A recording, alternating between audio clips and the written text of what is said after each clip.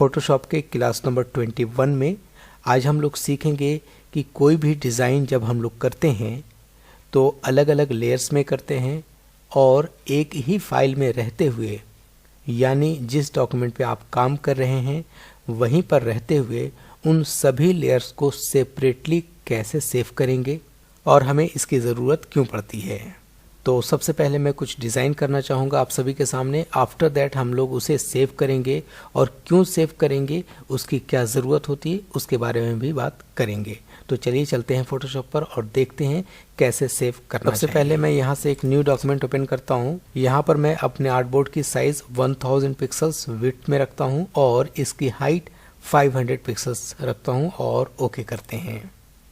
Zoom tool पर double click करके 100% पर आ जाएंगे या फिर कंट्रोल 1 प्रेस करेंगे।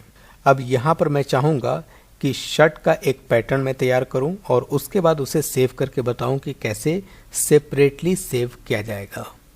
तो उसके लिए मैं यहाँ से रेक्टेंगल टूल लेता हूँ और एक पतली सी लाइन हम लोग ड्रॉ करते हैं ऐसे।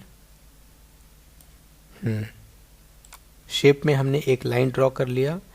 कंट्रोल जे से इसकी एक कॉपी बना लीजिए और फिर कंट्रोल टी से ट्रांसफॉर्म करके इसे ड्रैग करिए अपने कीबोर्ड से राइट के तरफ, जितनी दूरी पे आपको बनानी है लाइन। ये गैप मुझे इतना रखना है ताकि इसमें मैं 2 कॉपी और भी पेस्ट कर पाऊँ।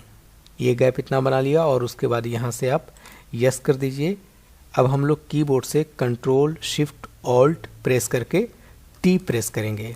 क्या करेंगे, कंट्रोल शिफ्ट ऑल्ट और उसके बाद टी प्रेस करते चले जाएंगे तो ये मल्टीपल लाइंस बन जाएगी, जैसे हमने अशोक चक्र में बताया था बनाने के लिए, सेम वैसे ही। अब इन सभी लाइन को मैं सेंटर अलाइन करता हूँ। तो इन दोनों लेयर को सिलेक्ट कर लेते हैं और इसको अलाइन कर देते हैं। अब उसके बाद मैं इस लेयर की कॉपी करता हूँ कंट्रोल जे से और इसका कलर चेंज करते हैं कुछ और। सपोज मैं चाहता हूँ कि एक ग्रीन कलर इसमें मैं ऐड करना चाहता हूँ तो ऑल्ट बैक स्पेस से कलर फिल कर दीजिए और इसको आप लेफ्ट की तरफ ले जा सकते हैं इतनी दूरी पर। फिर कंट्रोल जे से एक कॉपी कर लेते हैं और इस बार हम लोग फिल करते हैं कोई red colour. Alt back space से कलर फिल कर दीजिए और इसको राइट की तरफ आप ला सकते हैं ऐसे।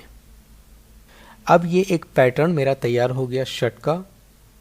ये टेक्सटाइल में सबसे ज़्यादा यूज़ किया जाता है। आप ग्राफिक डिज़ाइनिंग सीख रहे हैं तो टेक्सटाइल के लिए भी आप काम करेंगे ही अल्टीमेटली। तो जो टेक्सटाइल में प्रिंटिंग होती है वो अलग अलग प्रिंटिंग होती है। जैसे ये ब्लू कलर है, पहले प्रिंट होगी, उसके बाद फिर ग्रीन प्रिंट होगी, उसके बाद ये रेड प्रिंट होगी। 3 कलर है तो 3 बार में इसे प्रिंट किया जाएगा।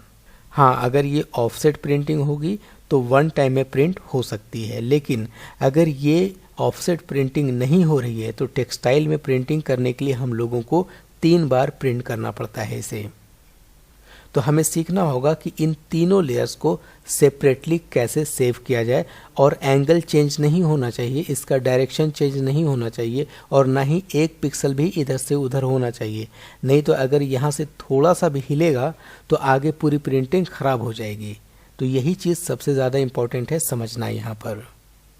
तो उसके लिए आप ऊपर के जितने भी लेयर्स होंगे उन सभी के आई बॉल्स बंद कर देंगे आप, और जहाँ से सेव करना है वहाँ पर आप आ जाएंगे और उसके आई बॉल को ऑन रखेंगे। बैकग्राउंड लेयर से इसका कोई मतलब नहीं है। सेव करना है मुझे यहाँ से यहाँ तक, तो मैं यहाँ से शुरू कर रहा हूँ, यानी लेयर नंबर, यानी इस लेयर ब्लू वाले लेयर से मैं शुरू कर रहा हूँ सेव करना। तो इसके आई बॉल को ऑन रखना है और इसके ऊपर जितने भी लेयर्स होंगे उन सभी के आई बॉल को बंद कर देना है, ये जैसे मैंने बंद करके रखा हुआ है। अब उसके बाद हम लोग यहाँ से आएंगे फाइल में। यहाँ पे एक ऑप्शन होगा स्क्रिप्ट का और यहाँ से एक ऑप्शन होगा एक्सपोर्ट लेयर्स टू फाइल। इस पर आप क्लिक करेंगे। क्लिक करने के बाद ये डायलॉग बॉक्स ओपन होगा। यहाँ पर पूछा जा रहा है डेस्टिनेशन, कहाँ सेव करना चाहते हैं।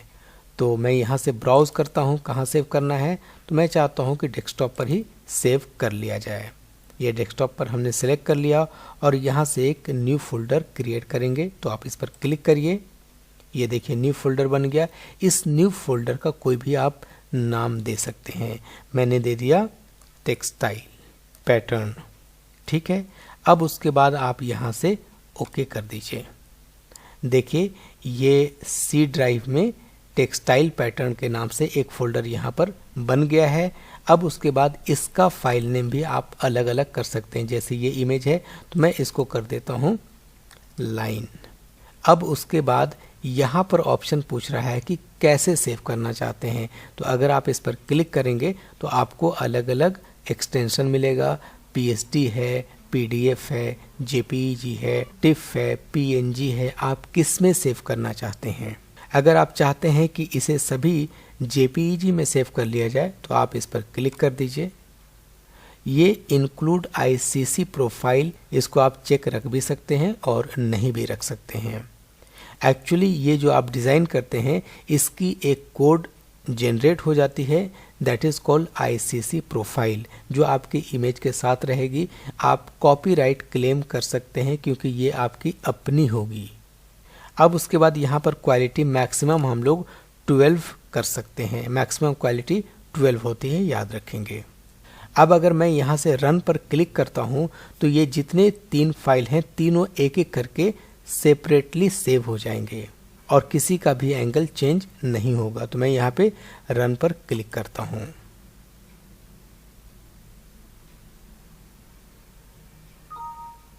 ये देखिए export layers to files was successful. अब यहाँ से हम लोग ओके कर देते हैं। हमने सेव किया था कहाँ? डेस्कटॉप पर। तो हम लोग चलते हैं डेस्कटॉप पर। ये देखिए हमने ये फाइल बनाया था, इस पर आप डबल क्लिक करके ओपन कर लीजिए। आपको देखिए एक एक फाइल अलग अलग यहाँ पर मिल गई है। आप इस पर क्लिक करके देख सकते हैं। ये सेपरेट फाइल है, दूसरा ये सेपरेट फाइल है, तीसरा ये सेपरेट फाइल है।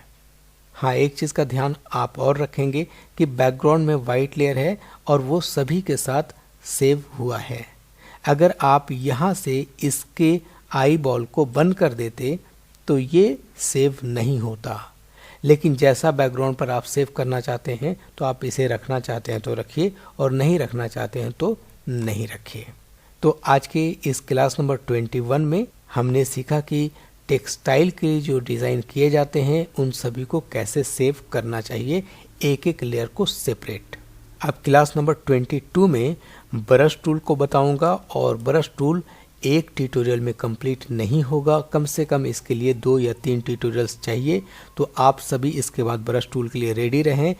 कल हो सकता है मैं ब्रश टूल आप सभी को प्रोवाइड कर दूंगा और इसके लिए आप इस तरह का कम से कम 10 पैटर्न बनाएंगे और उन सभी को सेव करेंगे। हमने यहाँ पर 3 लेयर्स में बनाया, आप इसे 5 लेयर्स में या 10 लेयर में भी बना सकते हैं और उन सभी को सेपरेटली सेव करके मुझे मेल करेंगे।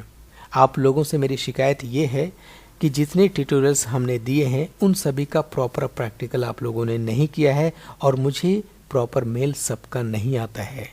अगर आप मुझे मेल नहीं करेंगे तो फिर मुझे मेहनत करके वीडियो बनाकर आपको देने का क्या फ़ायदा है।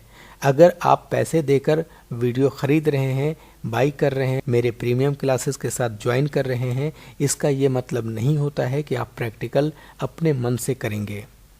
फ्रेंड्स, अगर मुझे सिर्फ पैसे के लिए काम करना होता तो आप सभी को मैं ये बातें नहीं कहता। आप लोगों से मैं रिक्वेस्ट करना चाहूँगा कि अगर प्रैक्टिकल नहीं कर रहे हैं तो प्लीज़ प्रैक्टिकल ज़रूर करें और मैक्सिमम प्रैक्टिकल करें। इससे पहले जितने भी ट्यूटोरियल्स मैंने आप सभी को दिए हैं उन सभी पर प्रैक्टिकल कंटिन्यूअस करते रहें और आगे आने वाले ट्यूटोरियल्स का वेट करें। घबराएं नहीं, मेरे साथ चलें। बीच में अगर गैप होता है ट्यूटोरियल का, वो आप सभी के भले के लिए गैप होता है। अगर मैं हर दिन ट्यूटोरियल्स देता रहूं तो पिछला जो भी ट्यूटोरियल्स है उसका आप कभी भी प्रैक्टिकल नहीं कर पाएंगे। और ग्राफिक और वेब डिज़ाइनिंग में इम्पॉर्टेंट है प्रैक्टिकल। जितना ज़्यादा प्रैक्टिकल करेंगे उतना ज़्यादा बेहतर ग्राफिक डिज़ाइनिंग कर पाएंगे। तो चलिए नेक्स्ट वीडियो में ब्रश टूल के साथ हम लोग मिलते हैं। तब तक के लिए बहुत बहुत शुक्रिया। Thank you so much friends.